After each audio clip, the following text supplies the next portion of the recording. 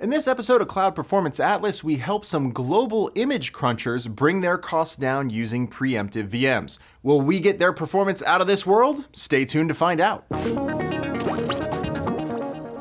SkyEye is a research organization who's focused on the health of the planet by processing digital imagery from satellites. They came to me with a massive problem. As a seed-funded startup, they were having trouble keeping their core hours down, since processing a petabyte of image data on a regular basis was a huge undertaking and was a lot of costs. Their system grabs satellite imagery and pushes the image information to cloud storage while pushing the metadata to data store for retrieval later. They also have a notification system set up when images are uploaded to the GCS bucket, which creates a pub/sub message containing details about where to find the image. This pub/sub message is then pulled by an auto-scaling instance group, which grabs the image, data store information, and starts processing the image data. All the results are pushed to BigQuery, where they can search, sort, and analyze the results. Now, at this point, we ran down the list of topics. We checked how the instance groups were performing, what their startup time looked like, and the performance of their nodes individually.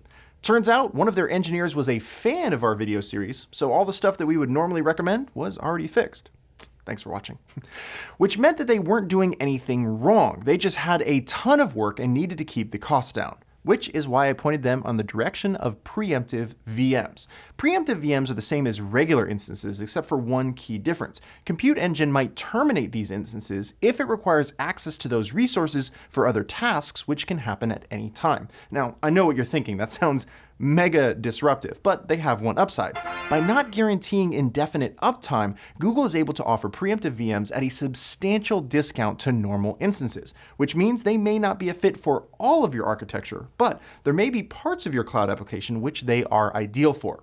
For SkyEye, converting over to preemptive VMs was pretty simple. It started by flipping the preemptive flag in their instance template, and then they made modifications to handle the preemptive events.